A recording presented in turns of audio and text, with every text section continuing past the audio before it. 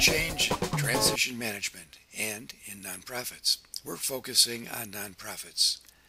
But a first step is to understand that within the world of nonprofits, there are many types of organizations.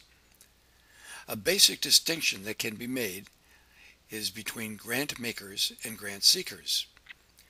The one group provides funds, like foundations, private foundations, community foundations, corporate foundations, and family foundations.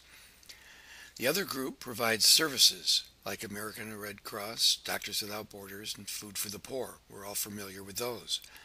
Some depend entirely on grants and donations. Others generate some revenue of their own, like museums, symphonies, community theaters. We may also touch later on intermediaries.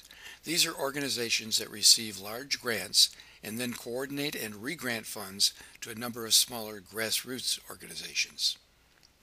Suffice it to say that the nonprofit world is different and more complex than you might at first think. The IRS groups charitable tax-exempt organizations as 501c3s. The major tax legislation under which the nonprofit world operates is the Tax Reform Act and was passed in 1969. It defines the rules and regulations which largely govern nonprofit organizations today. And besides the 501c3s, there are included a number of other 501c organizations as well. More than half of all nonprofit associations or organizations are 501c3 public charities, and they include most of the organizations active in the arts, education, healthcare, and human services. And they are what most people mean when they use the term nonprofit organization. Charitable organizations, the organizations in GuideStar database, which we'll talk about later, fall under Section 501c3 of the U.S. Tax Code. And they divide charitable organizations into the two groups of private foundations and public charities. A public charity is a charitable organization that has broad public support or actively functions to support another public charity.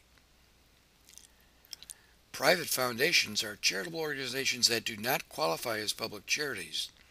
And then private foundations are broken down into non-operating foundations and operating foundations.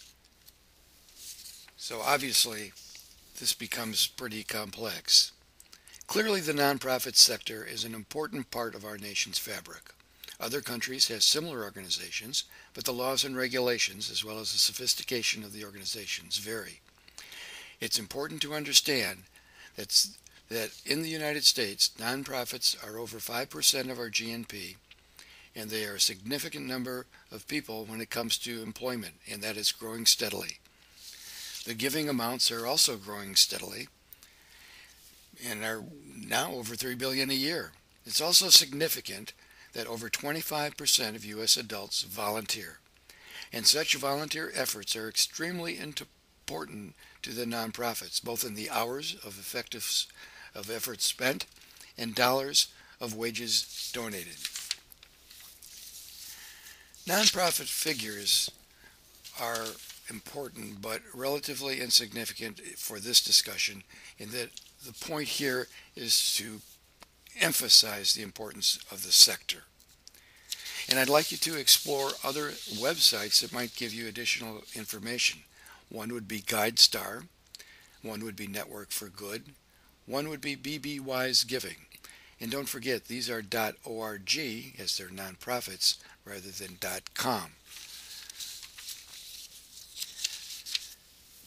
In spite of all the differences between profits and nonprofit organizations, and we'll be focusing on many of them, the common element is people.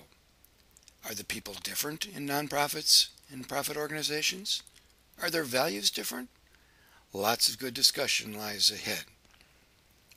So explore some of these websites, get a better idea, because when we talk about leadership and change, we need to understand the differences inherent in the organizations, the motives, rules and regulations, cultures, and goals.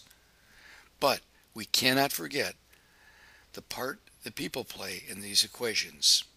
People are the common denominator.